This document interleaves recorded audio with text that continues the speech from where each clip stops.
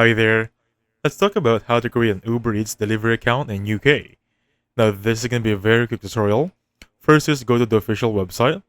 So this is going to be the website ubereats.com or Uber's delivery sign up page. Just go to that website. Now choose deliver with Uber Eats, select the country of UK or of course United Kingdom. Next up, create your Uber account. Enter your name, email, mobile number, city that should be on UK location, preferred delivery method. That will be via bike, scooter, car. Next up, that will be upload required documents. Now this is going to be a little bit more tricky. So you'll need to upload the proof of ID, maybe a passport or a driver's license. Now for driver's license, that will be for scooters or for cars. Vehicles insurance if you're using a car or motorbike. Profile photo, of course, for clear front facing. Next up, complete a background check. Uber Eats will run a criminal background check and if needed, a DVLA license check for drivers, of course.